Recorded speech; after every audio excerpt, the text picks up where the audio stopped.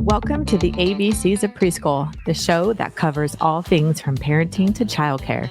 And we're going to get real about how not just to survive, but thrive in the early years.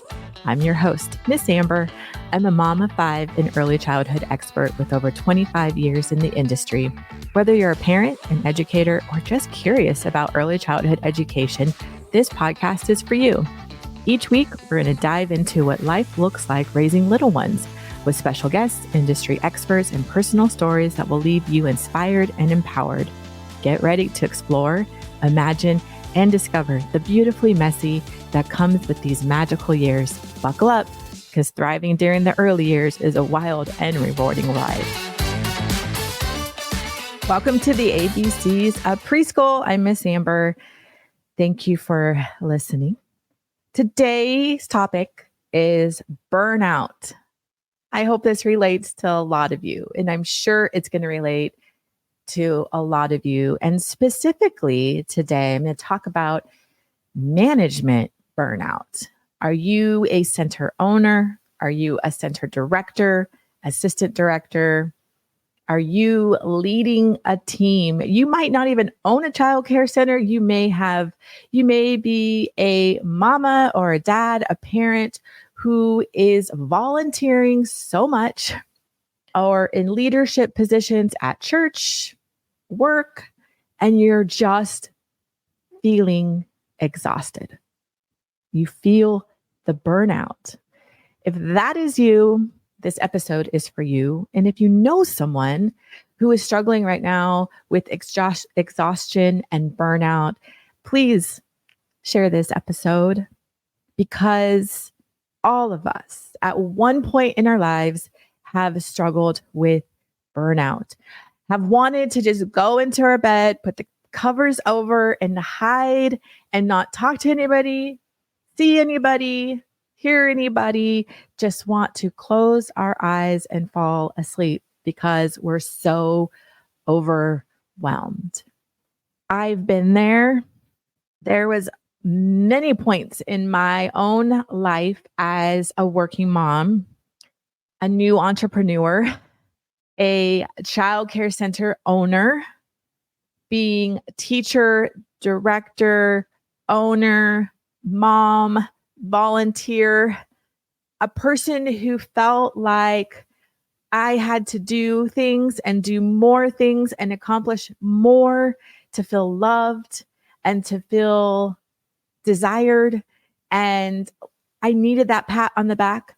I was that person for so long. I was that person. And the burnout is real. And for me, it manifested in illness and in sickness and maybe my cancer. A few years after cancer, for 1 year, I was so sick with a horrible cough. I could barely breathe. I remember going to the grocery store, just getting a few groceries in like 20 minutes. I would have to go sit in my car. I was exhausted because I was under so much stress and burnout. But instead of pausing and acknowledging it, I kept going, because if I could stay busy, I wouldn't have to think about it. If I could stay busy, I could still have the admiration. If I could stay busy, I could have people telling me how awesome I was doing. But in fact, I was so burnt out. My body was so sick.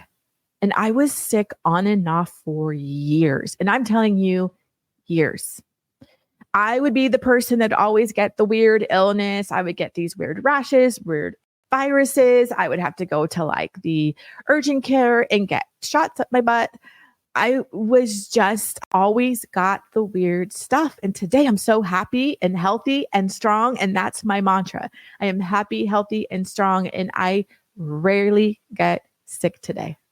I've really changed that pattern. So if you're feeling the burnout, especially like if you are a center director, if you are a center owner, if you are a parent that is just feeling pulled in so many directions and you're just feeling burnt out, I'm hoping to encourage you, to give you a few steps to work through that and hopefully breakthrough and choose a different path. Because in reality, if we're going to be raw and honest and have a really hard look in the mirror, it's us. It is us putting ourselves in that position. And I think the first step in trying to not have burnout in your life anymore is taking ownership. As hard as it is to take a look inwards, take ownership, take a good hard look in the mirror and ask yourself, why am I running 100 miles an hour? Why do I feel like I have to take on everybody's responsibilities? Why do I have to feel this pressure? Why do I feel like a perfectionist? Why? That is step one. We have to admit that we are the ones that are driving our life. There is nobody else that's driving our life. Now, there's outside circumstances, we've got partners, we've got kids, we've got responsibilities, but ultimately, we are the driver of our lives. Things happen that are out of our control. But for the most part, if you said yes to volunteering, if you said yes to opening a childcare center, if you said yes to being a director, if you said yes to your work schedule, we said yes. So the core of it is we have to ask ourselves why. What are we getting in return for extending ourselves so much that we are so burnt out? And it might be manifesting in illness. It might be manifesting in not sleeping at night. It may be manifesting because you're so snappy, you have no patience because you just have nothing left to give. Whatever it looks like for you, we have to ask ourselves why. Why are we overextending ourselves to the point of exhaustion and burnout? For my why, it took me years to figure it out. But my why was my coping mechanism. It was my coping mechanism to stay absolutely busy, to stay absolutely swamped, to say yes to everything, to volunteer, to work, to do all of it. I wasn't feeling validated in my marriage. I didn't feel loved in my marriage. So all the external things I took on was my adoration and was my love. It was my identity. And so I took on more and more and more to get I loved the comment, I don't know how you do it all. I loved it. And I would think, yeah, I just do. And I'm still a really great multitasker and I still have a lot on my plate, but not like I used to. And I will never, ever go backwards. So we have to acknowledge that we are the driver of our lives. We are the ones that say yes. And so the first step is acknowledgement. And if you are truly, truly at your wits' ends and you are so burnt out, you have to make a change, you can do it. You can make that change. It's not going to be easy. You're going to disappoint people. You're going to make mistakes. You're going to have people upset with you. But what is more important? Last week's episode was time, making time a priority with our kids. That goes across to you as well in self-care. But burnout is real and you are not good to anybody if you're so burnt out. If you are a leader of your school, an owner, a director, and you're so burnt out, it's trickling down to all your staff. They can feel it. They can feel it.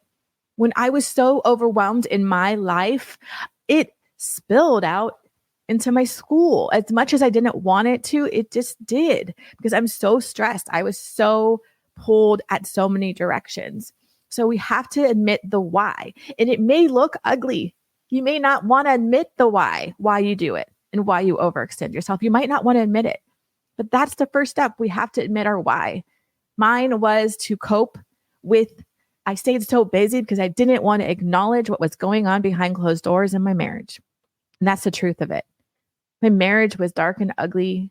And I wore a mask for a lot of years. It was really hard. That relationship was hard on me, like extremely hard. So I didn't want to feel it and think about it. So that was my coping mechanism. Number 2, We've got to identify our weakness.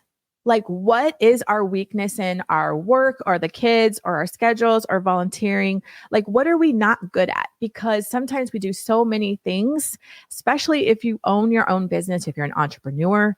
What is your weakness in your job? I know for me, it's the little things, the little tiny details, like all the minute, like the files and just keeping all the little tiny details is my weakness. If you can take those weaknesses off of your plate, or what's the things that you really, really hate to do in your house and in your life? Like, what is it that does not bring you joy, but you keep doing it? Can you take that off of your plate and give it to someone else, especially if it's your weaknesses? My weakness is, like I said, all the little details. Once I finally figured that in my business and I started to bring other people on to shine because they were really good at my weaknesses, it took it off my plate and I passed it to someone else. It was like a light bulb moment. So what are your weaknesses? What are the things that you're doing right now that does not bring you joy, but it keeps you up at night? Those are the things first that you have got to change up. Can you pass those things on to someone else? Can you just say no? Can you say no to that volunteer opportunity? Can you say no to, if you're an owner of a center, especially, I know the burnout is so real in childcare centers. Some people, so many people work 12-hour days. That's insane. That's crazy. Imagine that. Can you take something off your plate and pass it? That's the second thing. What's your weaknesses that you can pass to someone else? The third thing is, can you hire? So when you're taking those weaknesses, can you spend a little money and hire it out? So especially as an owner of a business, so many entrepreneurs and so many owners of businesses and so many childcare center owners, I did this forever. You're teaching, you're planning your curriculum, you're hiring, you are subbing, you are owning, you're doing the tours, you are doing everything. And that means as an entrepreneur, as an owner, you are working in your business. I want to get you to work on your business, not in it. Get out of the rat race, truly, because once you do, it's life-changing. Like, it is life-changing. In 2019, oh, it was rough. I think it was probably my darkest years of my life. And so many things were happening. And that was a moment where after 20 years, like 19 years running my business, working in the business, doing all of it, doing so much, I took a year sabbatical and I said, I got to take a step back. And there was many reasons for that. And a lot of those reasons were I wasn't done healing from my divorce. And my divorce was so traumatic. So many dark things happened through that process that I never could have imagined. And if I would have known those things were going to happen, I don't think I could have been strong enough to leave that marriage. You know, I'm so thankful I did for many reasons, but all the things that came were so dark and so hard. I felt so broken. I felt like shattered into 1,000 pieces. So in 2019, in the spring of 2019, I was so broken in many ways that I had to take a step back, and I decided to take a year's sabbatical. And so what I did was, for my businesses, for my preschools, I had a full team, an amazing team, amazing group of team members that shined, and all the things that were my weaknesses, they are so good at. And I stepped back for the first time ever. And I started to work on the business and not in it. And that was life-changing. And it turned 1 year turned into 5 this June. I did go in for a minute for about 6 months last year because I opened up a new school and I wanted it to succeed. But it has been almost 5 years now that I've worked on my business and not in it. And it has been life-changing. And let me tell you, when you can pass the torch and you can take your weaknesses or break up your job or some of your responsibilities and pass things, you won't have this burnout anymore. And what's happened with my business, it has thrived the most amazing. It's done so much better than when I was in it trying to do everything half-assed. To be honest, when you are working in your business and you're burnt out and you're trying to fix the laundry, you're trying to sub, you're trying to hire, you're trying to teach, you're trying to do the folders, you're trying to do this and that and be a parent, you're not really good at hardly anything because you're so spread thin. But if you can find your weakness and pass those, and what's the things you're passionate about and you shine, like I have the creativity. I love to create. I like to see the bigger picture with my business. That's where you shine. And that's where it brings you your joy. So hire, pass things. It's okay. I know it's going to be a cost at the beginning and upfront. Like if you are an owner and you're feeling so burnt out, hire a director, hire someone to come in and take things off your plate. And guess what? They may be so much better than you that your school is going to be so much better. If you're a mama and you're feeling so burnt out, can you maybe hire a babysitter that comes in twice a week or once a week for a couple hours, just so you can go and just take a breath and breathe? If we are not taking care of ourselves and recognizing the burnout, then we are not serving others, the people that we love in the best capacity, because we are not serving ourselves. And it really, stress and burnout manifests in physical, real ailments. Truly, believe me, I have had breast cancer, had my breasts removed. I've had to go into early menopause. I had to have a full hysterectomy. I have nothing left in me. I've had my boobs taken away. I've had all my female parts taken away. I have a cardiologist now. I've been post-menopause for going on. This will be my 10th year this December. I have got some heart things going on. I've had some gut things going on. I had brain surgery that's coming up 2 years ago. I had frozen shoulder. It manifests. And if we are the drivers of our life, what is the life that you want to have? What is that life that you want to have? You've got to make it a priority, just like making time a priority like last week. And acknowledging you have burnout is the first thing. And why do you have the burnout? What is driving you to do so many things? What is that pressure? And then second is identifying your weaknesses, the things that do not bring you joy, so you can pass those off, give them to someone else that loves to do those things. Take them off your plate. 3, hire someone. Yeah, give it to someone else. Hire someone. It's okay if it might cost a little bit of money, because especially in the business, if you hire people that love to do the things that you don't like to do, your business is going to shine even more. And 4, schedule. Again, calendar it in our life. If we do not put things on the calendar and work around what's on the calendar, make your priority in life is at dinner with your husband or wife once a week, your partner. Is that date nights with one of your children once a week? Is that you need a massage once a month? You're going to go get a massage or a facial. Schedule it. Block that time off and make it a priority. Truly, self-care. Is it a walk? I really hear something else that's changed my life is walking. And as moms, as parents with little ones, your days are so long. So you're like, I don't even have time. I know I could hear it right now. I don't have time for a walk. I do not have time. You have no idea how busy my life is. Believe me, I know. I was there for almost 20 years. I ran nonstop, as in doing things like crazy. And I would just crash in my bed at night. Or we can be stubborn as parents and mamas, and we think we stay up late because you're on your phone and you want just some quiet time alone. So then you stay up and you're not getting the sleep that you need. Sleep is such a priority in our life that no one really talks about it. As parents, we want our little ones to get the best sleep and long amounts of sleep because we know they're growing. But sleep affects us as well, like so much. We need all of this to be working, and sleep is so important. I know for me, I need 9 hours of sleep every night, and then I function really well. But I would encourage you to wake up early in your morning, wake up 30 minutes early before the kids. And if you can, walk. If you're a single parent, maybe just go walk in your backyard. Go walk in your backyard. Just move your body. Get outside. Breathe the fresh air. I just get up early, half hour, just going around the block or whatever. Just go move your body for a few minutes. Another thing I really like to journal is, or another thing I like to do is journal. Like morning routine really starts the day fresh and centered. I really can't stress that enough. Maybe I'll do an episode of that.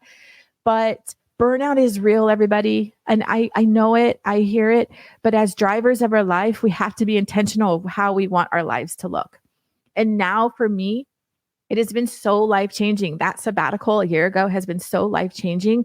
I can never go backwards. I can never go backwards. I can never go back into the hamster wheel and run and move and take on so many things, because I am, for the first time in my adult life, I am healthy and strong and I rarely get sick. And it's amazing. I cannot trade that for anything anymore. So I send you love. I send you kindness. I send you grace. And I just want to encourage you to start being that driver of your life. How do you want your life to look?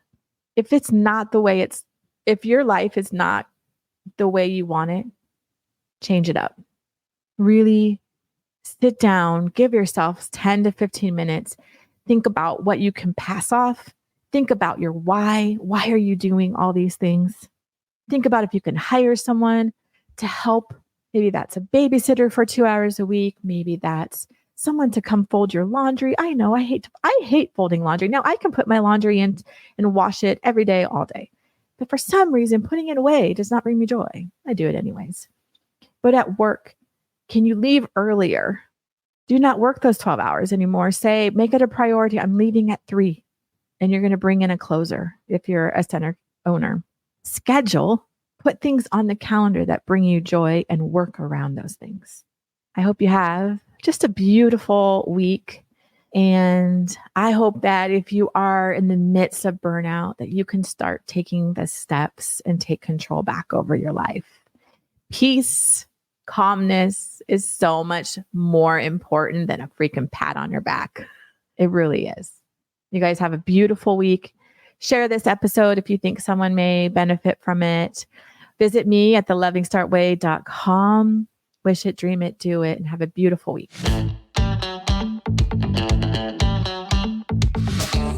Thanks for listening. I appreciate you so much for taking the time out of your busy schedule to hear this podcast. Make sure to hit the subscribe button so you won't miss the next episode. For more information on how to work with me, Miss Amber, visit me at thelovingstartway.com or follow me on Insta at thelovingstartway.